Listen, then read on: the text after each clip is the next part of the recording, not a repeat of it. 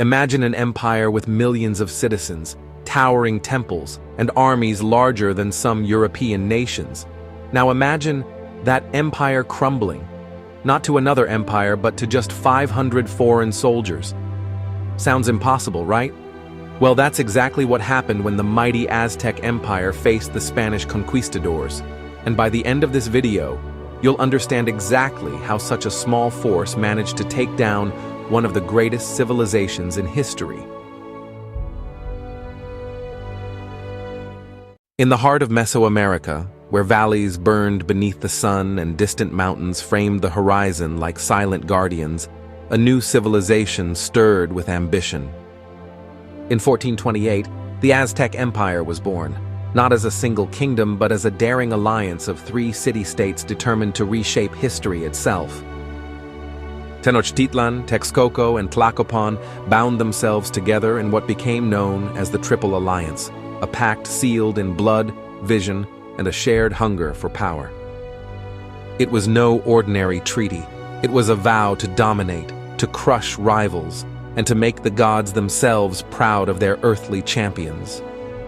With their armies united, they swept across the Valley of Mexico like a gathering storm, relentless and unstoppable. Rival city-states crumbled before them, warriors were taken as captives to be sacrificed, and tribute poured into their growing capital like a river of wealth and fear. Every conquest only sharpened their appetite for expansion, and soon their influence stretched far beyond what they had first imagined. At the center of this rising world stood Tenochtitlan, the shining jewel of the Aztecs. Built upon an island in the shimmering waters of Lake Texcoco, the city was nothing less than a miracle of human ingenuity. Stone causeways reached across the lake like massive arms, binding the island to the mainland. Canals laced through neighborhoods so that canoes glided as easily as footsteps, weaving through the lifeblood of daily trade. Great temples rose toward the sky, their towering steps stained with offerings made to the gods. The central marketplace dazzled the senses, brilliant feathers brighter than rainbows, obsidian blades sharper than steel, cacao beans traded like gold, and jade that seemed to glow with a light of its own. Here, emperors ruled with absolute authority, and priests in the Templo Mayor chanted with voices that seemed to summon the very heartbeat of the gods. Artists painted codices to preserve victories, omens, and blood sacrifices, ensuring no memory of conquest would fade. Chinampas, floating gardens, transformed swamp into fertile farmland. Aqueducts carried fresh water into the heart of the city, proving that even nature itself could be bent to Aztec will. Their calendars followed the stars with uncanny precision, weaving science and faith into one cosmic rhythm. Every heartbeat of Tenochtitlan declared the same truth: the Aztecs were invincible. And yet beneath the grandeur, fragility lingered. The empire's strength rested on the backs of conquered peoples, forced to pay tribute, stripped of their freedom, and compelled to surrender their young warriors for sacrifice. Resentment smoldered quietly among them, hidden but never extinguished. The Aztecs believed themselves eternal, their empire unshaken, their gods feasting on human hearts to keep the sun moving across the heavens. But destiny has a way of unraveling certainty. Far across the ocean, an ocean the Aztecs had never seen, white sails were rising, carrying shadows that would soon fall upon their world. And when those shadows arrived, nothing would ever be the same again.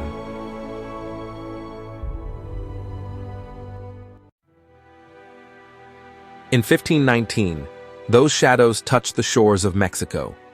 From the east came Hernán Cortés, a Spanish conquistador whose name would soon echo in Aztec memory like a curse. He came not alone but with a small army of soldiers, horses, and steel weapons gleaming in the sun, tools of war the Aztecs had never encountered before. The Spanish were few, but their ambition burned with the force of an empire that sought riches, glory, and the spread of their faith. At first, the Aztecs saw them with a mixture of curiosity and unease. Cortés's arrival coincided with an omen in their sacred calendar, a time when the god Quetzalcoatl, who was said to have once departed to the east, was prophesied to return.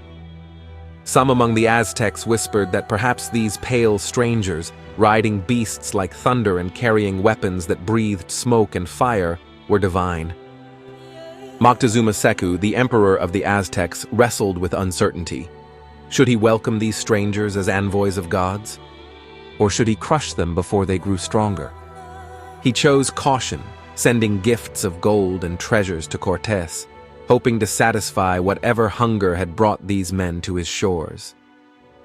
But gold did not satisfy, it ignited. The Spaniards, their eyes glittering with greed, saw in these offerings not appeasement, but a promise of unimaginable riches hidden in the heart of the empire. Moctezuma's hesitation would prove costly. As the Spanish marched inland, their weapons cut through resistance with brutal efficiency. Steel swords sliced where obsidian shattered. Cannons roared, terrifying armies that had never heard such thunder. And perhaps most devastating of all, the Spanish brought allies. For every city the Aztecs had conquered, there were others who longed for revenge. The Totonacs, the Tlaxcalans, and countless others, peoples who had once lived in the shadow of Aztec power, now saw a chance to rise against their oppressors. To them, Cortés was not an invader, but a weapon to wield against the empire that had drained them of tribute, blood, and freedom. Together, this unlikely coalition began marching toward the heart of the Valley of Mexico. And Moctezuma, the ruler of Tenochtitlan, faced a dilemma unlike any his empire had ever known.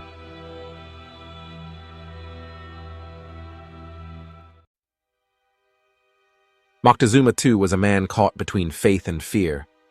Deeply religious, he believed that every event carried the weight of divine will.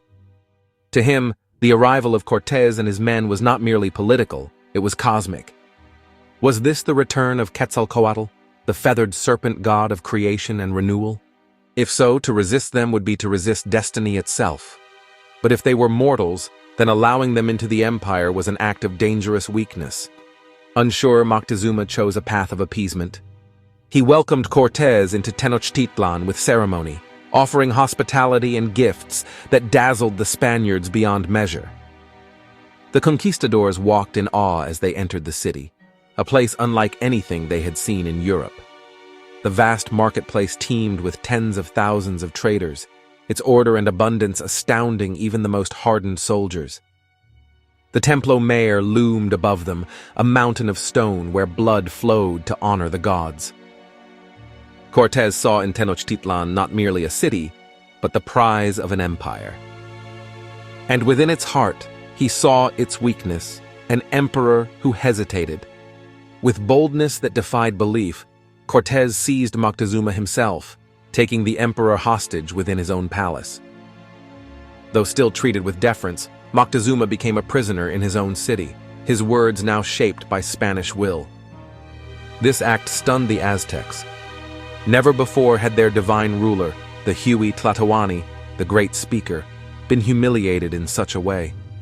Whispers of rebellion began to stir, whispers that soon erupted into violence. For though Moctezuma bowed, the people of Tenochtitlan would not kneel so easily.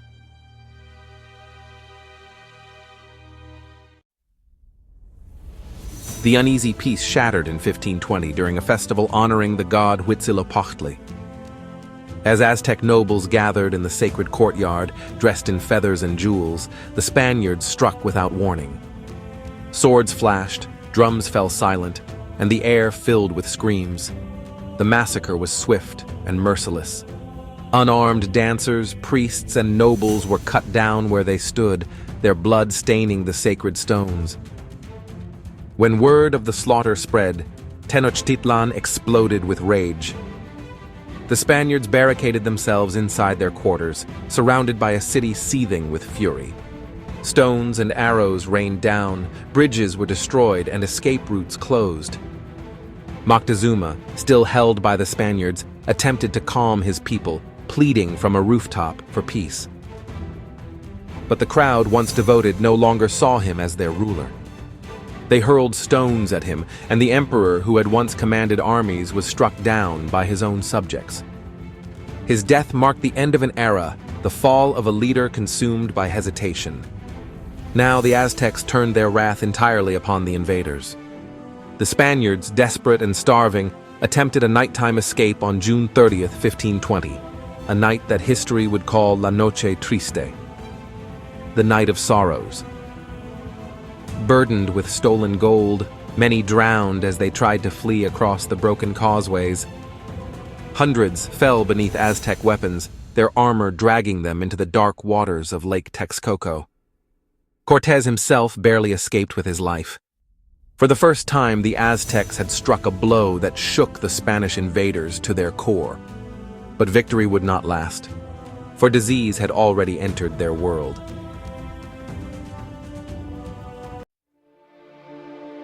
In the wake of La Noche Triste, the Aztecs rejoiced in their triumph. But unseen, another invader had taken root in their city, one far deadlier than steel or gunpowder. Smallpox, carried by a single Spanish slave, spread through Tenochtitlan like wildfire. The disease moved faster than any army, striking rich and poor alike. Blisters erupted across the skin, fevers burned without mercy, and victims lay writhing in agony, unable to eat, drink, or even move. The Aztecs had no immunity, no cure, no prayers strong enough to stop this invisible enemy. Homes that once rang with laughter fell silent. Markets that bustled with trade grew empty. Families buried their dead in shallow graves, then soon joined them.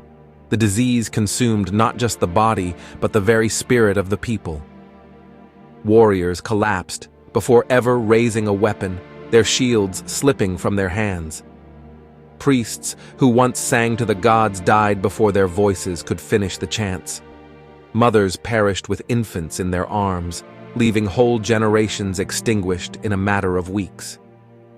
Even the newly crowned emperor, Cuitlahuac, who had led the Aztecs in victory during La Noche Triste, succumbed to the plague after ruling only 80 days. His death left the empire without strong leadership at its most desperate hour. Within months, tens of thousands were gone. Entire neighborhoods were depopulated, their canals clogged with the bodies of the unburied. Survivors described Tenochtitlan as a ghost city, its great plazas filled with silence, its temples bereft of offerings. The mighty capital that had defied armies now staggered under the weight of pestilence. And beyond Tenochtitlan, the disease spread outward, devastating towns and villages across the Valley of Mexico. Whole communities vanished, leaving fields untended and allies too weak to rise again. The Aztecs, who had once believed themselves chosen by the gods to keep the cosmos alive, now faced the unthinkable, a world unraveling, not by divine wrath, but by an unseen plague carried across the ocean. And as the Aztecs buried their dead, Cortés returned, this time not as a desperate fugitive, but with greater numbers, advanced weaponry, and a vast alliance of native enemies eager to see the empire fall.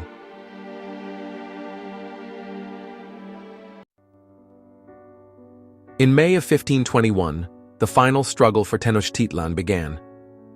Cortés, no longer the desperate fugitive of La Noche Triste, returned as the architect of annihilation.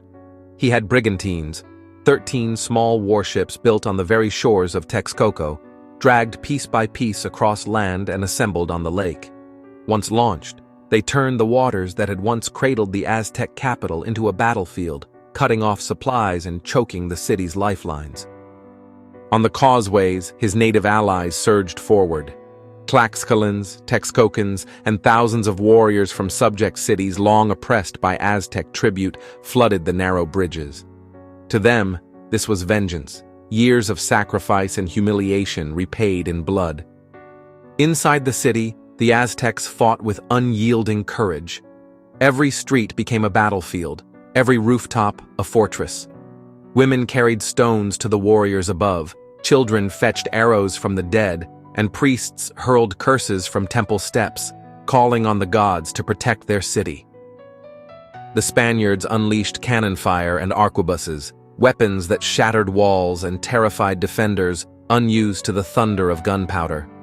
But the Aztecs adapted, digging trenches, setting traps, and hurling flaming projectiles that sometimes set Spanish ships ablaze. What was destroyed by day was rebuilt by night. Collapsed bridges rose again under moonlight. Barricades reappeared where cannons had cleared them, and warriors returned to streets already slick with the blood of battle. Yet hunger gnawed at the people as surely as any sword. With the causeways severed, no maize, no fresh water, no supplies could reach the island. The famed chinampas, the floating gardens that had once made Tenochtitlan the envy of the world, were trampled into mud beneath marching feet. The disease that also stalked the city, smallpox, carried by Cortés's allies and soldiers, swept through homes and palaces alike, claiming warriors and children without mercy. For 80 days, the siege dragged on. Each sunrise brought new assaults, and each night was haunted by the wailing of the wounded. The canals filled with corpses, and the once clear waters of Lake Texcoco turned red. The air grew thick with the stench of rot, mingling with smoke rising from burning temples. Still, the Aztecs refused to surrender. Their resistance was more than survival. It was sacred duty. They believed the gods demanded defiance, that every drop of blood spilled in defense of Tenochtitlan fed the sun in its eternal battle against darkness. By August, the jewel of Mesoamerica was a broken labyrinth of ruins. Palaces once lined with turquoise mosaics and feathered banners lay in heaps of shattered stone. The great Templo Mayor, where priests had once raised offerings to the heavens, was pounded by cannon until its steps ran with ash instead of blood. On August 13, 1521, the end came. Cuauhtémoc, the young emperor who had taken the throne after Moctezuma's death, attempted to flee across the lake in a canoe. Spanish brigantines pursued and captured him. Brought before Cortés, Cuauhtémoc stood tall, even in chains. "I have done all that I could to defend my people," he declared. "Take the knife and end my life with honor." But death was denied him, at least for the moment. Cortés saw more value in keeping the last emperor alive, a symbol of conquest paraded before the victors. With Cuauhtémoc's capture, the resistance collapsed. Warriors threw down their weapons, mothers wept as their children starved in the rubble. Silence fell over the canals, once alive with trade and laughter. Tenochtitlan, once the most dazzling city in the Americas, lay in ruins. Its causeways were torn, its aqueducts shattered, its temples toppled into dust. Where once 200,000 people bustled in markets overflowing with cacao, jade, and obsidian, now only hunger, ashes, and despair remained. In its place rose New Spain, built not as a continuation, but as an erasure. Canals were filled in, Spanish churches rose where temples had stood, and the city was remade to mirror the conqueror's vision. Mexico City grew from these ashes, its foundations laid upon the bones of the fallen. Yet even in ruin, the memory of the Aztecs endured. Their floating gardens, their brilliant astronomy, their poetry that likened life to a fleeting dream. These survived in whispers, songs, and traditions. Nahuatl, their language, remained on the tongues of millions, carrying echoes of a people who had once believed the sun itself rose for them.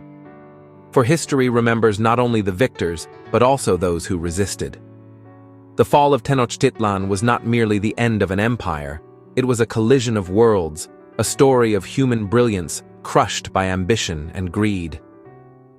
And today, the story of the Aztec Empire endures as both inspiration and warning, a testament to the heights of human achievement, and to the tragedy that comes when civilizations clash with unrelenting fury.